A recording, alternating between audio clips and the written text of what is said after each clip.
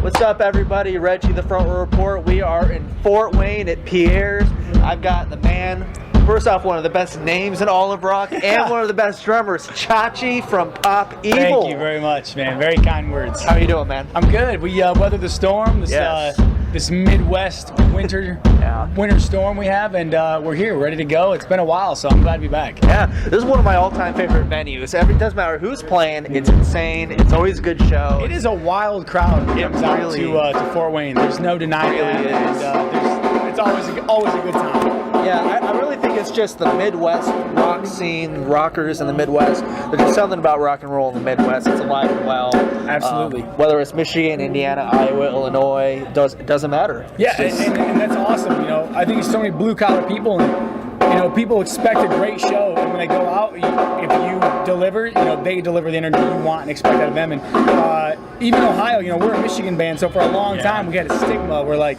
is Ohio going to ever accept us? I'll be honest, man, the Ohio shows this year have been nuts. So the whole Midwest has been killer, and we're excited to be back. Speaking of Ohio, Rock on the Range sums up Ohio and the Midwest rock and roll all together. You guys are playing it again this year. We are. Yes, just announced last week. I'm pumped. Cannot wait. Rock on the Range is just insane. The lineup this year is, it's hands down the greatest lineup we've ever had there. Yeah. I was floored to see some of the bands we're going to be sharing stage and a festival with. Yeah. It's a fun day. It's a day that I get to be a musician, but I get to be a fan. Yeah. And it's a good time. Yeah. Now, you guys are touring on Onyx right now, the third record, I believe. It's just, to me, it's really cool because I've seen you guys come up from Lipstick through the war, and then onto Onyx. It's really cool because it doesn't seem like it's hard for a band to really get as popular as big as you guys have gotten on a third record. Sometimes 4, 5, 6 albums in, but you guys have developed a huge following and a lot of fan support just 3 albums in. It's been really cool. Yeah, we've worked really hard, and I feel like the way we've done it is the right way. A lot of touring, and it's hard at times. We miss home, and of course we have families and that we miss, and friends, close friends, and some of us have girlfriends that we miss every day. But if you really want to establish yourself for a timeless rock band, you can't rely on just the radio to your success. There's a lot of bands that have done that, and they have 1 or 2 singles and they fall off. So we've been trying hard to maintain that grassroots following and keep touring and trying to keep working hard, man. Yeah, this album, to me, the last 2 albums were great, but this one shatters the first 2 in every way. You experimented a little bit on it. Lyrically, it's very deep and personal. Yeah. 2 #1 singles already. It's just probably your most successful record so far as well. Absolutely. I think by far. I guess musically, what led you to kind of experiment a little? You got a lot more electronic elements on it. I think a lot of it was just the guys. Obviously Nick and I were new to this record, and we have a lot of different tastes. Nick and I have been close friends for 10 years, so we've written and jammed together in the past, and we brought a whole new element, I think, into the band, and also maybe some of the other work. The guys that set the bar higher for themselves. We're all pretty competitive, and we knew what we were capable of, and even though we didn't have a long time together before we went into the record, to do the record, we had pretty high expectations. We knew the kind of player Nick was, the energy I wanted to bring, and I think all of us set the bar pretty high and pushed ourselves and challenged ourselves to do so. We didn't want to make just another rock record that was going to get lost in the mix. I wanted to do something that had a very classic, true rock feel, but also dabbled and touched on some new fun, cool stuff. I'm a big fan of alternative and hip hop and everything, honestly, besides alternative rock, also and active rock. And so we brought a lot of those aspects in, and I think you can hear that. Awesome. Yeah, for me, just how personal the record is as well in a lot of ways. You feel like, War had a lot of hits, a lot of success. Last Man Standing, Definitely. Daughter, Monster You Made. Do you feel like you had to step it up a little bit on this record to reach that next level, or maybe put a little bit more into it? I put a lot of pressure on myself just because I joined the band before War of Angels was out. Yeah. I did not write on the record. And so, watching that record grow and have 4 singles, I was like, what if the first record I make doesn't do that well? Is that going to reflect on me personally? So that we really challenge ourselves, and this is some of the best songs Lee has ever written lyrically. And like you said, it's a very, very personal, and I don't know that it was intended. Like, we didn't really have a game plan. It wasn't like, let's go make this dark, heavy record. We got in there, and that's what came out. Okay. Now, one thing I love about you guys, especially with this record, is the music videos for this record are just insane. Especially Deal with the Devil, which is part of the trilogy. Yes. That's an interesting idea. You guys even did the trailer for the trilogy. What kind of led you guys to go that route, do kind of a trilogy, a trailer?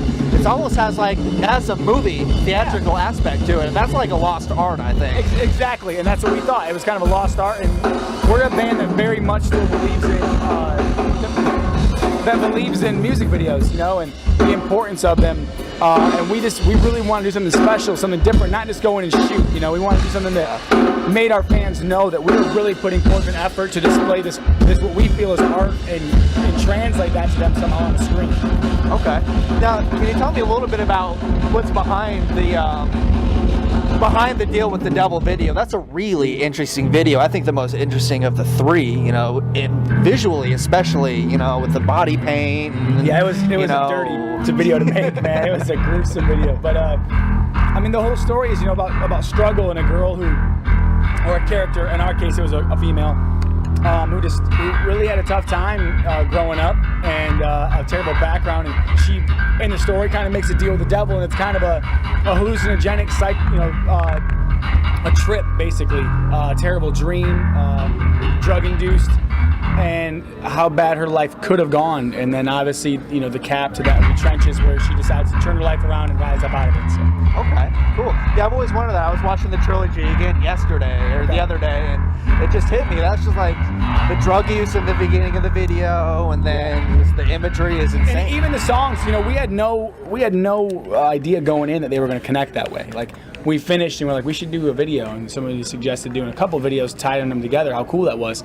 And we're like, wait a minute, we have like these three songs that one is about, you know, abuse, and then, you know, this one is about, you know, maybe because they're abused, they turn to drugs and make a deal with the devil, and then this song is about rising above that, and they just kind of tied in, just happened to work. It was very coincidental. It seemed kind of just meant to be, I guess. I don't know. Awesome. Now, I took some time to watch a lot of videos and footage of, especially this tour so far. Right on. You're one of the most energetic drummers I've seen. Thank you very much. Is it hard to really do you have to do anything special to really channel that energy and just get to that adrenaline rush state of mind? I think holding still is a greater challenge for me. I stay pretty active on the road. I'm a huge fan and advocate of CrossFit, and drumming for me is just another form of, you know, an expression of emotion and feeling, and so I don't think it's difficult to get myself excited. You know, those songs speak to me and speak to people. They help people, and above all, you know, even if I wasn't feeling it, which doesn't happen, but, you know, people are here to see a show, and without those people, I wouldn't have a job. So I have a job to do, and I intend to go out there and do it to my best of my abilities every night. It just looks like it's going to be a fun show, because Stone Sour, I mean, with Corey, is one of the most energetic. They're a great band. And then, great frontman, great band, great drummer. Roy's insane. Yeah. I mean, you guys have heard him in Soundcheck. Stolen Baby's drummer, Gil, is unreal. It's this talent. This tour is loaded with talent. Yeah, it's like you guys are really giving them a run for their money on this tour. It seems like, because you guys step it up, then they have to step it up. And, thank you.